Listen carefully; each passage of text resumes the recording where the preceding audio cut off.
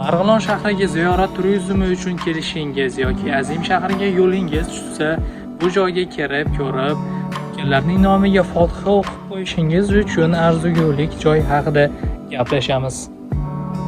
Uning tarixi haqida. Pir Siddiq ziyoratgohi Marg'ilon shahrining eski qabriston hududida joylashgan ziyorat maskani. Katta tarixiy majmua emas, davlat tomonidan qurilgan yodgorlik ham emas, balki vaqt o'tishi bilan shakllangan qabriston ziyorat maskaniga aylangan. Tarixiy yozma manbalarda qurilish yili aniq qayd etilmagan, lekin 17-asr o'rtalarida, 18-asr boshlarida qurilgan.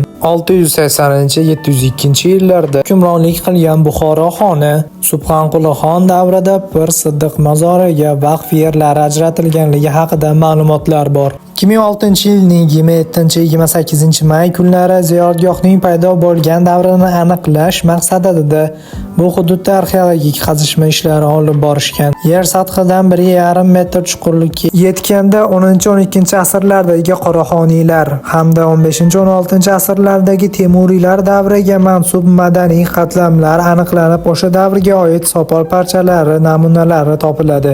Shuning uchun ham majmua Qoraxoniylar davrida qurilgan deb tilga olinadi. Pir Siddiq majmuasi maqbara, masjid, kaptarxona, minora va darvozaxonadan iborat bo'lgan.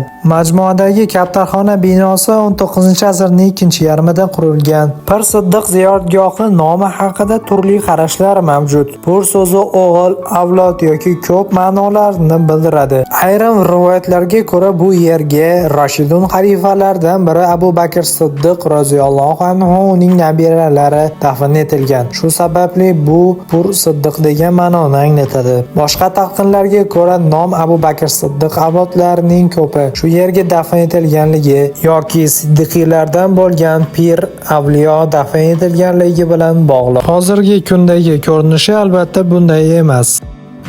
Bu hudud Pir Siddiq nomini olgan bo'lsa, xalq tilida Kaptarli mozori nomi bilan mashhur bo'lgan. Bu yerda Pir Siddiqning maqbarasi mavjud.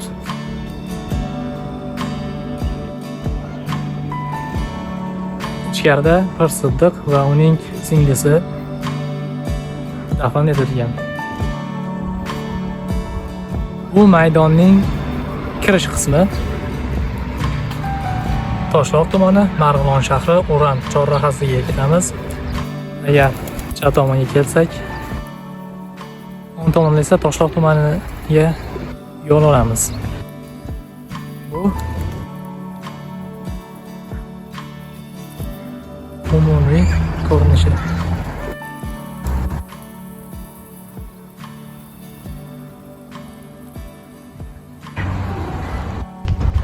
Ortimdagi bu joy bir xonadon Marg'ilonning chillaxonasi hisoblanadi.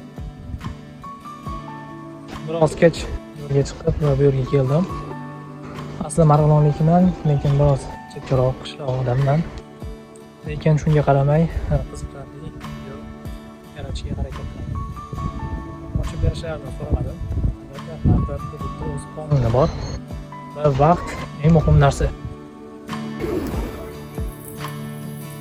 Xonadon Marg'ilonning chillaxonasi.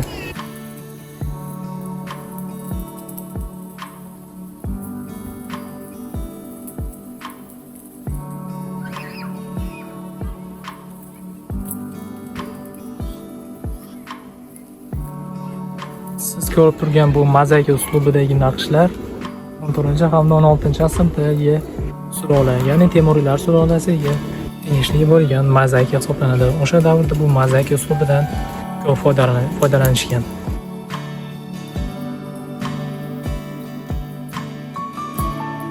Bu Burxonodda Marg'ilonning chillaxonasi. Karimdek biroz kech qoldim. Shu sababdan ichkarisini ko'rsata olmayman. Lekin juda ajoyib ko'rinishga ega.